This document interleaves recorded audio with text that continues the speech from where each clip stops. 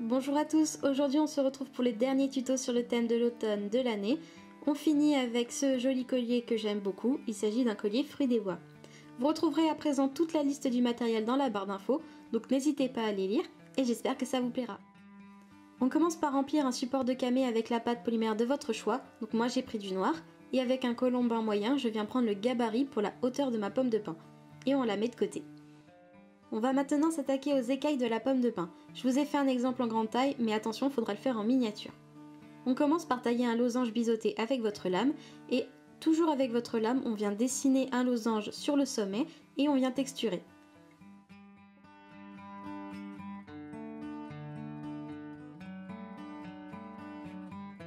On pose tout ça sur un aplat que l'on vient découper, on texture, on soude le tout, et voilà.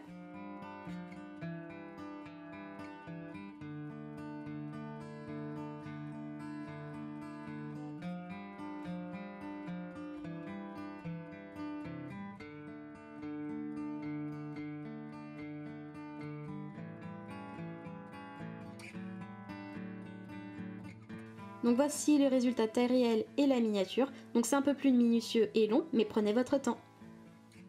Donc je m'attaque ensuite au dessous de la pomme de pin où les écailles sont très serrées. Donc ici c'est simple, on fait des losanges que l'on vient étaler en quinconce sur un aplat.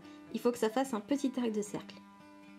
Ce que je vous conseille pour savoir combien d'écailles vous allez devoir faire, c'est de les ranger en losanges sur votre plan de travail, comme je le fais sur l'image. Pour les coller sur le camé, utilisez de la pâte crue et de la fimo liquide. Les écailles d'une pomme de pin sont courbées, donc il va falloir faire la même chose.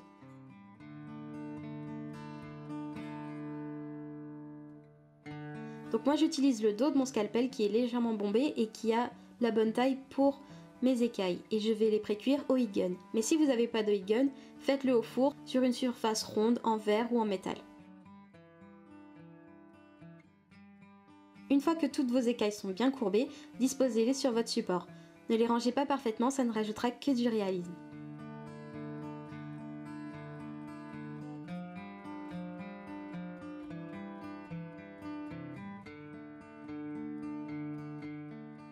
Donc une fois que c'est fait, on met ça de côté et on s'attaque maintenant à la feuille morte.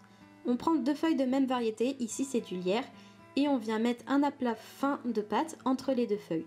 Ici c'est du Sahara marbré au caramel. On passe le rouleau pour que les textures des feuilles s'impriment bien sur la pâte et on découpe la forme de la feuille. Attention, lorsque vous décollez la pâte, il se peut qu'elle craquelle, mais moi ça me gêne pas puisque c'est une feuille morte.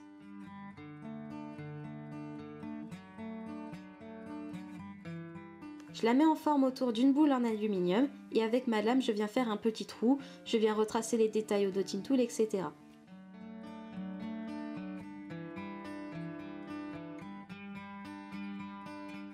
Et je repasse une petite boule d'alu pour la texture. Maintenant, on passe aux fruits des bois.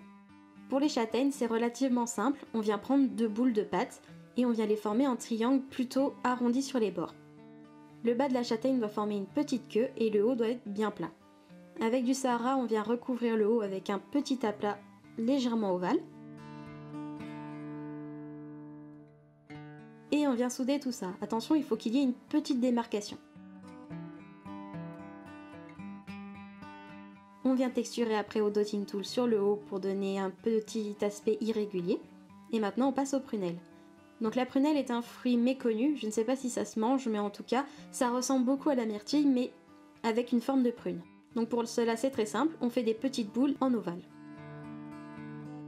Maintenant on passe à la coloration. On vient prendre des nuances de marron et de gris bleu et je mélange toujours le tout avec de l'alcool à 90 pour donner un aspect peinture. Pour les prunelles, on vient prendre les nuances de gris et de bleu et on vient tapoter avec le pinceau tout autour de la prunelle.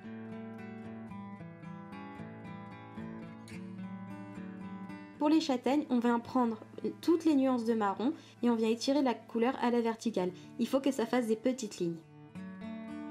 On colore légèrement le haut avec un peu de marron et le dessous de la châtaigne avec un peu de blanc. Pour la feuille, il suffit de la salir avec le marron et le noir, donc on fait ça assez aléatoirement. Il faut qu'il y ait des taches un peu partout et de façon assez grossière.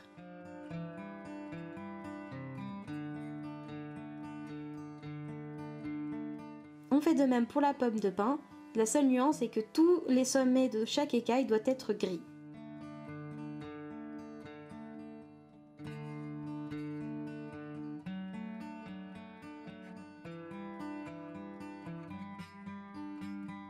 Une fois que tout est fait, on met tout ça au four 30 minutes à 110 degrés.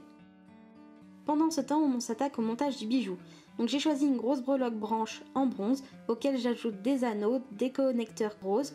Je prends environ 30 cm de chaîne pour que mon collier soit plutôt proche de mon cou. Et je viens lier tout ça ensemble.